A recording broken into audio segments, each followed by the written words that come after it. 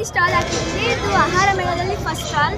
ನಾವು ಇದನ್ನು 12 ಇಯರ್ಸಿಂದ ಮಾಡ್ತಿದ್ದೀವಿ. ಲೈಕ್ ನಮ್ಮ ತಾತ ಆವಾಗಿಂದ ಒಂದು ಈ ಸೊಸೈಟಿಗೆ ನಮ್ಮ ಆಹಾರನ ತೋರಿಸ್ಬೇಕು ಅಂತ, ಅದ್ರ ಟೇಸ್ಟ್ನ ಮಾಡಿಸ್ಬೇಕಂತ ನಾವಿಲ್ಲಿ ಹಾಕಿದ್ದೀವಿ. ಪ್ಲೀಸ್ ಎಲ್ಲರೂ ಬನ್ನಿ, ನಮ್ಮ ಆಹಾರನ ತಿಂದು.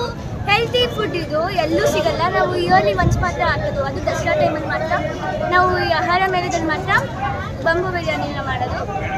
ನಮ್ಮಲ್ಲಿ ಬಿದ್ರಕ್ಕಿ ಪಾಯಸ ಸಿಗುತ್ತೆ, ಮಾಕ್ಲಿ ಬ್ರೆಡ್ ಟೀ ಸಿಗುತ್ತೆ, bamboo biryani, chicken bamboo biryani, ನಾಟಿ ಕೋಳಿ ಬ್ಯಾಂಬೂ ಬಿರಿಯಾನಿ ಮತ್ತು ಮಟನ್ ಬ್ಯಾಂಬೂ ಬಿರಿಯಾನಿ ಇದೆ.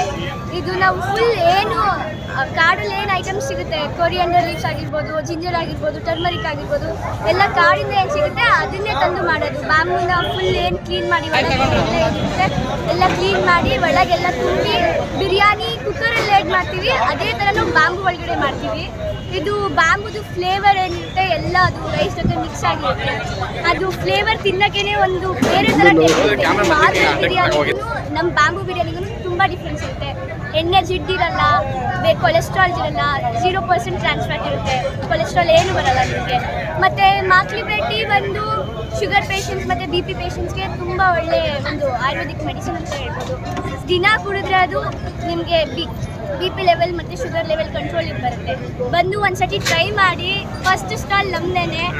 ಇಲ್ಲಿ ಯಾವಾಗಲೂ ಇರ್ತೀವಿ. ದಿಸ್ 15 ಡೇಸ್ ನಮ್ಗೆ ಏನು ಕೊಟ್ಟಿದ್ದಾರೆ ದಸರಾದಲ್ಲಿ ಮಾತ್ರ ಸಿಗುತ್ತೆ ನಿಮಗೆ ಈ ಆರ್ಗ್ಯಾನಿಕ್ ಫುಡ್ಡು, ಹೆಲ್ತಿ ಫುಡ್ ಮತ್ತು ಟೇಸ್ಟಿ ಫುಡ್. ಬಂದು ಒಂದ್ಸತಿ ವಿಸಿಟ್ ಮಾಡಿ. ಇದು ನಮ್ಮದು ಬೇರೆ ಫುಡ್ನ ಕಂಪೇರ್ ಮಾಡಿದ್ರೆ ನಾವು ಬೆಂಕಿಯಲ್ಲೇ ನಿಂತಿರಬೇಕು, ಅಲ್ಲಿ ಬೆಂಕಿಯಲ್ಲೇ ಬೇಯಿಸ್ಬೇಕು ಅದನ್ನು. ಅದಕ್ಕೆ ಆಫರ್ಸ್ ಅಂತ ಏನಿಲ್ಲ. ಲೈಕ್ ನಮ್ಮ ಶ್ರಮಕ್ಕೆ ಅದೊಂದು ಏನಿದೆ ಬೆಲೆ ಅದನ್ನ ಫಿಕ್ಸ್ ಮಾಡಿದ್ದೀವಿ.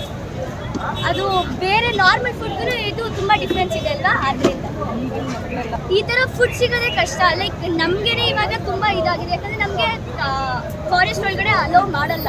ಇದನ್ನು ನಾವು ತುಂಬ ಇದು ಮಾಡಿ ಫಾರೆಸ್ಟ್ ಅವ್ರಿಗೆ ಪರ್ಮಿಷನ್ ತೊಗೊಂಡು ನಾವೆಲ್ಲ ಕಲೆಕ್ಟ್ ಮಾಡೋದ್ರಿಂದ ನಮಗೆ ತುಂಬ ಕೆಲಸ ಹಿಡಿಯುತ್ತೆ. ಮತ್ತು ಇವಾಗ ಪಿಜ್ಜಾ ಬರ್ಗರ್ ಏನು ತಿಂತಿದ್ದಾರೆ ಜಸ್ಟ್ ಫಾರ್ ಟೇಸ್ಟ್ ಅಷ್ಟೇ. ಅದು ಹೆಲ್ತಿ ಇದು ಕೊಲೆಸ್ಟ್ರಾಲ್ ಇದು ಮಾಡಲ್ಲ, ಜಂಕ್ ಇರಲ್ಲ, ಲೈಕ್ ಏನು ಫ್ಯಾಟ್ ಇರಲ್ಲ. ಅದರಿಂದ ತುಂಬ ಹೆಲ್ತಿ ಆಗ್ತದೆ.